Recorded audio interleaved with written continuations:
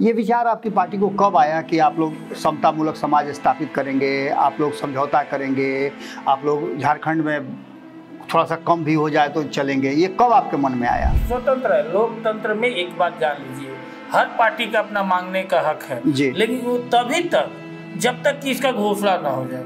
अगर घोषणा हो जा रहा है जो भी सीट है तो गठबंधन के नियम के अनुसार से हम लोग एक होकर के और इस विधानसभा में जो जीत के लिए हम लोग उतरे हैं। हम लोग 2 सीट पर लड़ रहे हैं। हाँ, ये ठीक है, हमारी तैयारी ज़्यादा की थी, लेकिन गठबंधन होता है। जो हम लोग पूरा जो एनडीए लड़ रही है, 81 में हम लोग अधिकतर सीट जीत करके और हम लोग जो एनडीए के खाते में झारखंड को डाले। 2020 में सीट शेयरिंग के समझौता से पहले भारतीय जनता पार्टी को नाको चने आप लोगों ने चबवा दिया था। भारतीय जनता पार्टी ने तो बार बार आपको लेट डाउन किया है। 2020 के चुनाव के बाद आप देख लीजिए तो 2024 के चुनाव में आपको लेट डाउन किया। बिहार क्या कर रहे हैं? हम जिस 2020 का पैमाना लेकर के चल रहे हैं। आप काहे 2020 का पैमाना लेकर चलिएगा? आप बार बार चर्चा करते हैं 2005 का नीति, आप लालू प्रसाद के शासन का चर्चा करते हैं और आपको जब जरूरत होती है तो आप 2020 की चर्चा करने लगते हैं। नोरमा ग्रुप, जो सोचता है वो करता है, आपके अपने सपनों का आशियाना। नमस्कार, एक बार फिर से आपका बहुत बहुत स्वागत करते हैं चुनावी समर और इससे बिहार की राजनीति। बिहार की राजनीति ने कई ऐसे रास्ते खोल दिए हैं जो यहाँ से होते हुए मुंबई तक जाती है, मुंबई से सीधे दिल्ली पहुँच जाती है और बगल में हरियाणा है वहाँ भी जाती है। लेकिन बिहार की राजनीति सबसे ज़्यादा प्रभावित झारखंड को कर रही है। झारखंड के प्रभाव और बिहार में 4 सीटों के उपचुनाव, खूब चर्चा आपने सुनी होगी। आपने सीट शेयरिंग के समझौते की बात सुनी होगी, आपने और भी कई सारी बातें सुनी होगी। झारखंड में क्या कुछ चल रहा है? झारखंड चूँकि बिहार का बेटी रोटी का रिश्ता वाला राज्य रहा है, यहीं से उसको अलग होना पड़ा है, ये सभी बातें आपको पता होंगी। लेकिन आपको ये पता नहीं होगा कि जो 4 सीटों का उपचुनाव हो रहा है और झारखंड में जो सीट शेयरिंग का समझौता हुआ है, उसको लेकर के कौन नाराज, कौन खुश, किसको दुख और किसको खुशी हुई है, ये सभी बातें हम आपसे आज कोशिश करेंगे बताने का। क्योंकि हमारे सामने जनता दल यूनाइटेड के मजबूत, प्रखर और विभिन्न चैनलों पे आपने देखा होगा कि अपनी बातों को बड़ी बेबाकी से रखने वाले राजेश तिवारी जी हैं। राजेश तिवारी जी अपनी बातों को जिस ढंग से रखते हैं और जितना अपनी पार्टी को डिफेंड करते हैं वो आपने अच्छी तरह से समझा होगा। आज इनसे कुछ विषय हैं जो सवाल आपके भी थे, उन सवालों के साथ हम हाजिर हैं। सवाल सबसे पहले हम झारखंड से शुरू करेंगे, क्योंकि बिहार तो आएंगे ही, लेकिन झारखंड से इसलिए शुरू करेंगे कि बहुत ज़्यादा मेहनत कर रहे थे, इतना मेहनत कर रहे थे कि 10-11 सीट इनको चाहिए था। वहाँ पूरी 2 साल से तैयारी चल रही थी। प्रभारी से लेकर के कार्यकारी अध्यक्ष तक डेरा डाले हुए थे। ललन सिंह बार बार वहाँ जाते थे। नीतीश कुमार के दिल के बहुत करीब था झारखंड का चुनाव, और सीटें कितनी मिली? 2। क्यों? क्या इन लोगों ने समझौता कर लिया है या फिर भारतीय जनता पार्टी ने नहीं दिया है? इन सभी सवालों का जवाब हॉट टॉक हम करेंगे। राजेश जी, स्वागत आज नहीं करेंगे, स्वागत तो अक्सर आपका करते रहे हैं हम जी। और आज हम आपसे सीधे सवाल करेंगे। वो सवाल मेरे नहीं, जनता के हैं जी। झारखंड में क्यों आप लोग बैकफुट पर आ गए? बैकफुट पर हम लोग कहाँ आए हुए हैं? हम लोग 2 सीट पर लड़ रहे हैं। हाँ, ये ठीक है, हमारी तैयारी ज़्यादा की थी, लेकिन गठबंधन होता है। हम लोग एक कोई भी दल हो, अलग अलग सिंबल जो भी हो, लेकिन हम लोग का जो एक एनडीए है जिसके बैनर तले हम लोग लड़ रहे हैं। हम लोग का मकसद है जो एक भ्रष्टाचारी और परिवारवाद के पोषक पार्टियां हैं जो झारखंड को जो बर्बाद कर रही हैं, उनको हटा करके एक राष्ट्रीय और एक समतामूलक समाज आधारित पार्टी को सरकार बनाना। इसको लेकर के हम लोग सभी लोग जो भी गठबंधन के हिस्सा हैं, सुदेश महतो जी का भाजपा है, जदयू है और लोजपा है, सब मिलकर के लड़ रहे हैं और निश्चय ही हम लोग इस विधानसभा में जीत हासिल करेंगे। ये विचार आपकी पार्टी को कब आया कि आप लोग समतामूलक समाज स्थापित करेंगे, आप लोग समझौता करेंगे, आप लोग झारखंड में थोड़ा सा कम भी हो जाए तो चलेंगे? ये कब आपके मन में आया? नहीं, हम लोग शुरू से ही हैं। हम लोग तो एनडीए का सीट शेयरिंग समझौता का अनाउंस होने से 12 घंटा पहले आप लोगों ने 11 सीट पर दावा किया था। खीरू महतो बेचारे इंतजार करते रह गए, उनको टिकट तक नहीं मिला, और आप कह रहे हैं कि हम लोग बहुत पहले से सोच रहे थे गठबंधन बचाना। अरे आप कहिए सीधे, क्या नहीं कर रहे हैं कि नहीं हम लोग को भारतीय जनता पार्टी के साथ रहना मजबूरी है, हम मजबूर हैं, इसलिए हमने 2 सीट पर भी मान लिया। आप देखिए, आप बाबा इसको जो आप कहिए, लेकिन लोकतंत्र नहीं, हम जो नहीं कर रहे हैं, आप स्वतंत्र है। लोकतंत्र में एक बात जान लीजिए, हर पार्टी का अपना मांगने का हक है, लेकिन वो तभी तक जब तक कि इसका घोषणा ना हो जाए। अगर घोषणा हो जा रहा है जो भी सीट है, तो गठबंधन के नियम के अनुसार से हम लोग एक होकर के और इस विधानसभा में जो है जीत के लिए हम लोग उतरे हैं।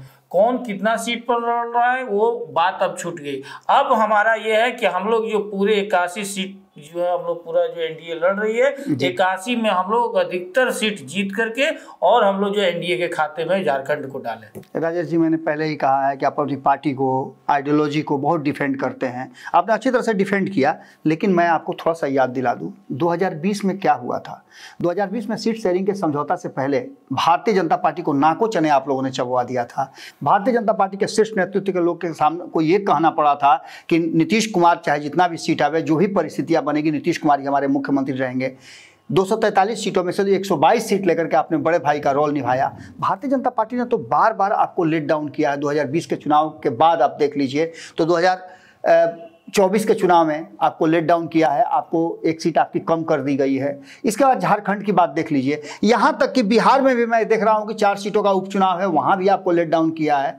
इसको आप कैसे डिफेंड करेंगे? देखिए, ये आप देखिए, ये आपका देखने का एक नज़रिया है, लेकिन हकीकत ये है कि हम लोग का जैसे बिहार में हम लोग का 1 सीट था जी, बेलागंज हम लोग लड़ रहे हैं। 1 सीट मांझी जी का था, जो मांझी जी पारंपरिक सीट आपकी तरारी है, उसको छोड़ दीजिए, आप उसका चर्चा ही मत कीजिए। हम फिलहाल क्या कर रहे हैं, हम जिस 2020 का पैमाना लेकर के चल रहे हैं। आप काहे 2020 का पैमाना लेकर चलिएगा? आप बार बार चर्चा करते हैं 2005 का नीति, आप लालू प्रसाद के शासन का चर्चा करते हैं, और आपको जब जरूरत होती है तो आप 2020 की चर्चा करने लगते हैं। इसलिए क्योंकि हम चुनाव लड़ रहे हैं। 2020 की नीति के 2005 के पहले का वो आप बिहार की बात कर रहे हैं, वो सही है, लेकिन बिहार की क्या स्थिति था वो सबको ही समझ रहे। हम उसी वैसे ही ताकत जो है परिवारवादी और वैसी भ्रष्टाचारी ताकत को रोकने के लिए जो है हम लोग एक होकर के लड़ रहे हैं। और जो हमारा आप जान रहे हैं कि जो सीट है उस सीट पर हम वहाँ लड़ रहे हैं। बेलागंज हमारा जदयू का सीट है,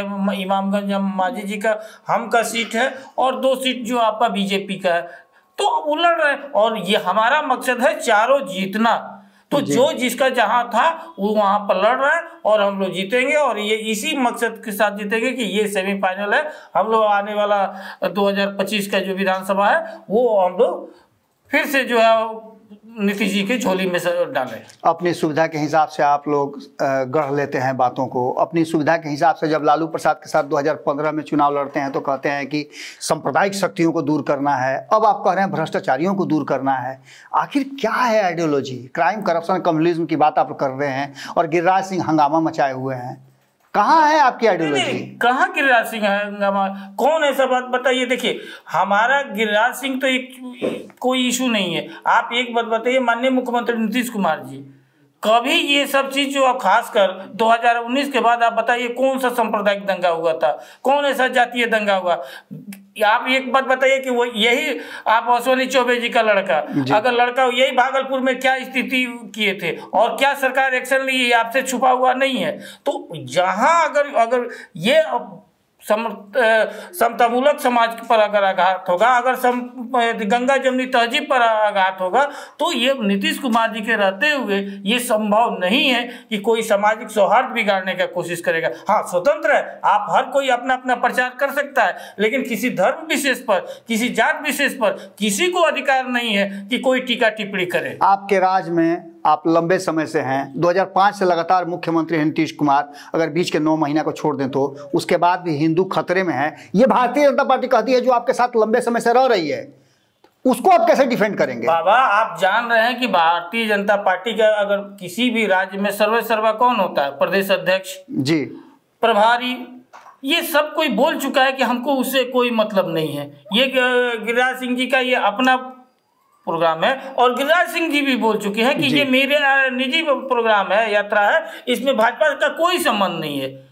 तो अब जब ये भाजपा इनकार कर चुकी है, उसके बाद इस पर बात कहाँ करना। हाँ, जहां तक आप कह रहे हैं, सवाल उठा रहे हैं क्या ये हिंदू झगड़े, ठीक है, वो अपना नाम रख करके अपना प्रचार प्रसार कर रहे हैं, अपना धर्म का प्रचार प्रसार कर रहे हैं, मंदिर में जा रहे जाए, लेकिन अगर हमारे अगर जो उससे अगर कानून व्यवस्था का अड़चन आता है, कोई दंगा अगर होता है, तो निश्चय ही जो है इस पर कार्रवाई होगा। और हमारी पार्टी इस पर खुल करके विरोध व्यक्त किया है। भागलपुर की तस्वीरें शायद आपने नहीं देखी हैं, सभी घर में ताले बंद थे और रोड पर भगवा झंडा लहरा रहा था, जय श्री राम का नारा लग रहा था।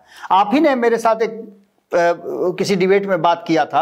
आप एक चीज़ बताइए कि अलग अलग तरीकों से आप लोग जब भाजपा के साथ रहते हैं तो आपकी आइडियोलॉजी बदल जाती है, जब आप राष्ट्रीय जनता दल के साथ जाते हैं तो आपकी आइडियोलॉजी बदल जाती है। अभी जो देखने में आ रहा है कि 4 सीटों पे आपकी पारंपरिक सीट जो है तरारी, लगातार आप जीतते आ रहे हैं, उसको आपने छोड़ दिया भाजपा के चलते।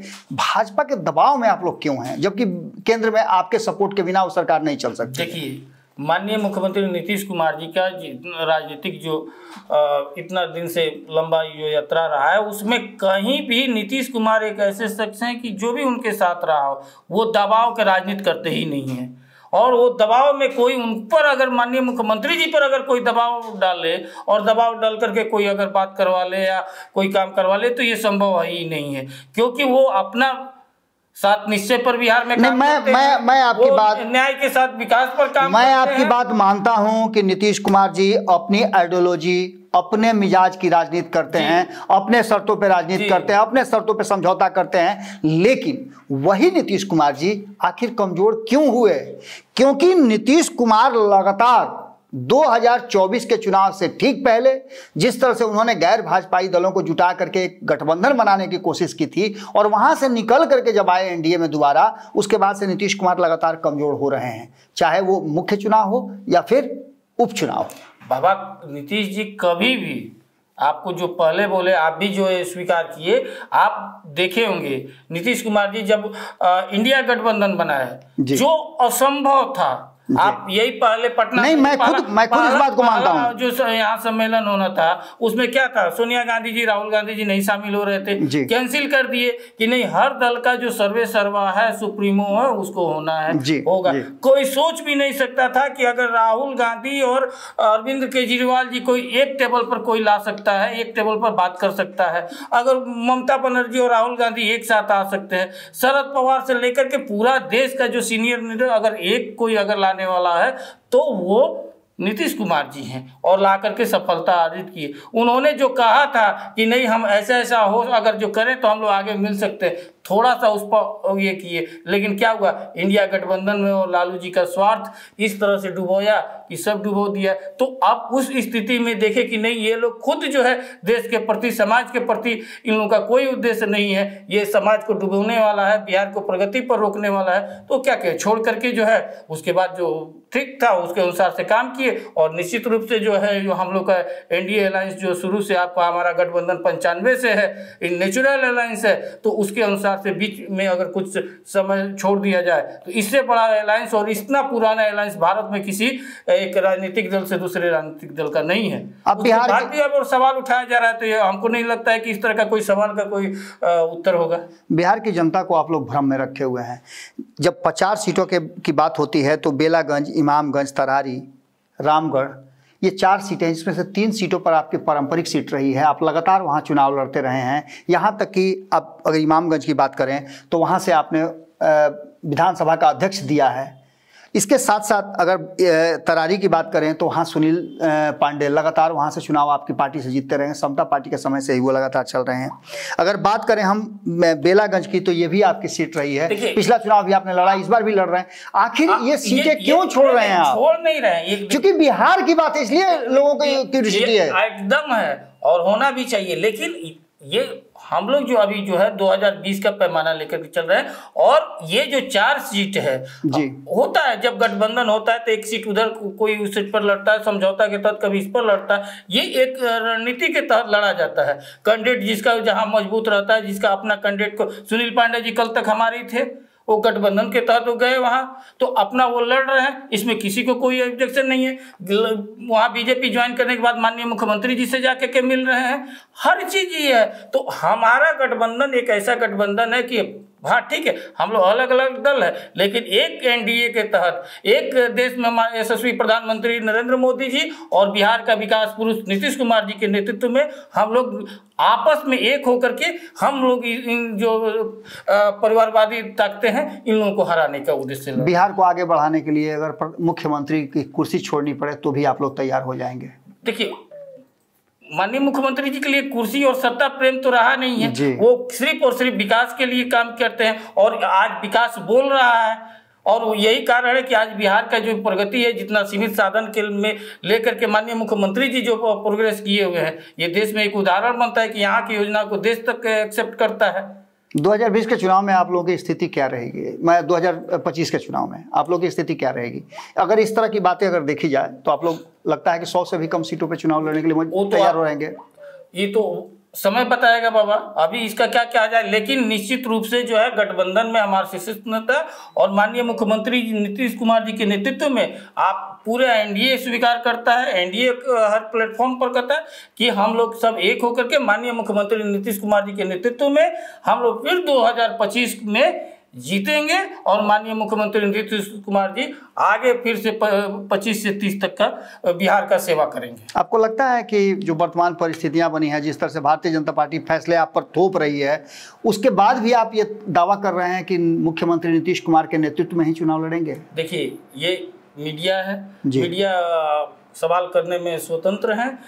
कुछ लोग जो कह रहे हैं कि हम जदयू पर ये सवाल किया कि बीजेपी सवाल थोप रही है और दबाव डाल रही है, बीजेपी पर हो रहा है। बीजेपी से पूछा जा रहा है कि जदयू के लोग दबाव डाल रहे हैं, नीतीश कुमार के आप लोग एकदम साष्टांग कर चुके हैं, लेकिन यहाँ किसी का कोई साष्टांग नहीं है, किसी का कोई दबाव नहीं है। सबका एक ही उद्देश्य है, बिहार का विकास।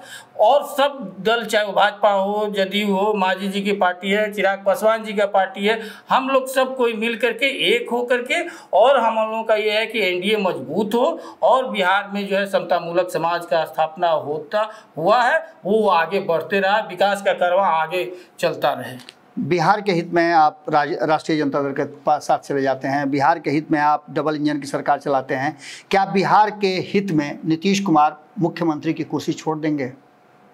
अगर जो उनसे कोई बेटर अपने आप को आएगा तो क्यों नहीं छोड़ देंगे, लेकिन आए तो। और हर कोई कह रहा है कि नहीं, माननीय मुख्यमंत्री से बेटर कोई नहीं है, वो काम कर रहे हैं, वो आप हमेशा बाढ़ हो सुखाड़ हो और हमेशा काम कर रहे हैं, देख ही रहे हैं। और हम तो ये कहेंगे कि आप तेजस्वी यादव जी जिस तरह से आरोप प्रत्यारोप लगा रहे हैं, ट्वीट कर रहे हैं, अब उनको देखना चाहिए कि आरजेडी में इतने सीनियर अब्दुल बारी सिद्दीकी हो या विधानसभा में भाई वीरेंद्र हो, उनको नैतिकता के आधार पर जिस तरह से उनको कभी दुबई प्रेम हो गया है, कभी लंदन प्रेम हो गया, हमेशा बाहर आते, कभी शारीरिक रूप से स्वस्थ नहीं है, कभी व्हील चेयर पर निकलना पड़ता है, बैठे बैठे भाषण देना पड़ता है, कभी घुटना का, कभी और सबका ऑपरेशन हो। तो इसके लिए उनको नैतिकता के आधार पर और बिहार को एक मजबूत और अनुभवी प्रतिपक्ष के नेता के चाहिए, तो उनको कम से कम अपने से सीनियर नेताओं को प्रतिपक्ष के नेता बैठा करके और कम से कम आगे उनको अभी सीखने की जरूरत है। मेरा 2 सवाल, अंतिम सवाल है और 2 सवाल है। पहला सवाल ये कि इन 4 सीटों में एनडीए के पास मात्र 1 सीट है, कितनी सीटों पे आप लोग जीतेंगे? दूसरा सवाल है कि क्या प्रशांत किशोर आप लोगों के लिए टेंशन का कारण बनते जा रहे हैं? सबसे पहले बाबा की ये 4 सीट पर निश्चित रूप से हम दावा के साथ कह सकते हैं कि 23 तारीख को रिजल्ट आएगा, फिर आपका दर्शन होगा कि 4 सीट में हम लोग 4 सीट एनडीए जीतेंगे, कहीं कोई लड़ाई नहीं है। और रह गई बात प्रशांत किशोर जी का, प्रशांत किशोर जी का देखिए, कोई इस चुनाव में या उनके बिहार के राजनीति में कोई प्रभाव नहीं है। आप देखिए, आप ही लोग सवाल उठाए थे कि देखिए बड़े बड़े पार्टी जो है अभी घोषणा नहीं कर पाए जी, और ये सबसे पहले जो है बाजी मार ले गए, तरारी का सबसे पहला घोषणा किया। देख रहे हैं जो पहले हड़बड़ी में जो गड़बड़ी किए वो घोषणा देखे, आज वो सरकार पर सवाल उठा रहे हैं, निर्वाचन आयोग पर उठा रहे हैं। आप इवेंट मैनेजमेंट बहुत अच्छा कर सकते हैं जी, लेकिन आप ऐसा है कि बहुत बड़े नेता हो जाएंगे। वो देख लीजिए कि ऐसे कैंडिडेट का घोषणा की जो बिहार का जो है वोटर नहीं है, और उस पर से सबसे ताजुब होता है कि इनके यही होता है कि एक अनुभवी और एक नेता के रूप में सवाल उठा रहे हैं, प्रेस कॉन्फ्रेंस करके निर्वाचन आयोग पर सवाल उठा रहे हैं, सवाल सरकार पर उठा रहे हैं कि हमसे डर गई सरकार, निर्वाचन आयोग डर गया, हमको निर्वाचन आयोग के माध्यम से लड़ा नहीं जाता है। अरे कम से कम इतना जानकारी लेते, पढ़ लेते, उसके बाद ये सवाल करते। ये बिहार का पूरा देश जानता है कि जिस राज्य में जो है आप एमएलए का चुनाव लड़ना चाहते हैं या एमएलसी बनना चाहते हैं तो आपको वहाँ का वोटर होना चाहिए। इसके पहले 2020 में आप देखिए कांग्रेस का तारिक अनवर जो है उम्मीदवार बनते हैं और जैसे उनको पता चलता है कि नहीं दिल्ली के है वोटर, उनका कैंसिल हो जाता है, उनसे उनके जगह पर समीर सिंह जी बनते हैं। बहुत ऐसा उदाहरण है, लेकिन ये वैसा किए हैं तब ना। ये तो टेंट कुर्सी वाले। प्रशांत किशोर से चिंता नहीं है आप लोगों को? प्रशांत किशोर का कोई चिंता नहीं है। प्रशांत किशोर जो है पुष्पम प्रिया जी का जो है पुरुष वर्जन है जी। वह आप जिस तरह से पुष्पम प्रिया जी पूरे जो है बिहार में और पटना में मुख्यमंत्री के उम्मीदवार थी, आप यहाँ बांकीपुर से भी चुनाव लड़ी, दरभंगा से भी चुनाव, आज कहीं कोई रोल नहीं है। उसी तरह से ये सिर्फ और सिर्फ आईवास कर रहे हैं। आप देख लीजिएगा, इसमें तो साफ हो ही जाएंगे। अगला खुद जो है उनके साथ जितना लोग चला था, सच्चिदानंद राय जी को देखे ही थे कितना शुरू में फास्ट थे, और उसके बाद आज देख लें और लोग, बहुत लोग हैं जो उनके साथ। आज कोई जो लड़ रहा है कोई जन सुराज का उम्मीदवार नहीं है, माने उसके साथी नहीं है, संघर्ष का साथी नहीं है, पैदल नहीं घूमे। सब जो जितने जन सुराज के लोग हैं सब अपने आप को ठगा महसूस कर रहे हैं। तो इसलिए ये सिर्फ एक माध्यम बना करके कुछ ऐसे गिने चुने मीडिया हैं जिनके माध्यम बना करके ये प्रचार कर रहे हैं। जो 2 लाख का दावा करते थे कि मिलर वहाँ भीड़ जुटा लेंगे वेटनरी कॉलेज में, देखिए भीड़ क्या हो गया स्थिति। तो अभी तक जितना है वो टोटल जो है उनका दावा फेल हो चुका है। कहते थे अमेरिका प्रेसिडेंट के अनुसार से जिस तरह से चुनाव होता है, वोटिंग से चुनाव होता है, आप लोग वोट दीजिएगा कि किसको उम्मीदवार बनाना है और तब हम बनाएंगे। प्रशांत किशोर का कोई रोल नहीं है। कहाँ वोटिंग हुआ है? क्या वहाँ अमेरिका में सर्वसम्मति से हो जाता है? बाद में मंच पर 2 आदमी को बैठा है, कहिए सर्वसम्मति से हो गया। अमेरिका में राष्ट्रपति वोटिंग एक भी वोट पड़ता है जी। आपका कौन वोटिंग हुआ है? तो ये सिर्फ आईवास है। प्रशांत किशोर कहीं कोई मायने है। एक मीडिया को और जनरल लोग का एक मनोरंजन का साधन प्रशांत किशोर मिले हुए हैं जो आने वाला समय में खत्म हो जाएगी। चलिए, बहुत बहुत धन्यवाद आपका। हमारे यहाँ कहा जाता है कि बंद मुट्ठी लाख की और खुल जाए तो खाक की। प्रशांत किशोर ने इस 4 सीटों के उपचुनाव में अपने आप को झोंक करके क्या किया है, क्या सोचे हैं, किस तरह की रणनीति है, क्या इसी में उनका सारा राज खुल जाएगा या फिर अगले चुनाव के लिए 243 सीटों पर लड़ेंगे, एक ये सवाल है। कल तक जो प्रशांत किशोर लगता था कि चिंता के कारण बनेंगे, वो अब चिंता के कारण नहीं है, ऐसा राजेश जी का कहना है। इसके साथ साथ जो भी बातें राजेश जी ने कही, बहुत सारी सवालों का, जैसा कि मैंने पहले ही बताया था कि ये बहुत अच्छी तरह से डिफेंड करते हैं अपनी पार्टी को। इस बार भी इन्होंने डिफेंड किया, लेकिन आप अपने सवाल तैयार रखिएगा, सवाल कमेंट बॉक्स में लिखिएगा और उसी के आधार पर वादे के मुताबिक फिर राजेश जी को बुलाएंगे और इनसे वही तल्ख सवाल पूछेंगे। बहुत बहुत धन्यवाद, नमस्कार। पनोरमा ग्रुप, जो सोचता है वो करता है। अगर ये वीडियो पसंद आई और वह बिहार के राजनीति और बिहारियत से सरोकार रखेनी तो सब्सक्राइब बटन दबा के चैनल के सब्सक्राइब कर ली। ओजे एगो घंटी बा, ओकरा बटन दबा देला से कुल सटीक और मारक खबर रुआ मुफ्त में मिल जाई। अगर रुआ पत्रकारिता के हमनी के नया प्रयोग में सहयोग कर चाहतानी तो ज्वाइन बटन दबा दी। पेटीएम नंबर नोट कर ली 9386816700। धन्यवाद।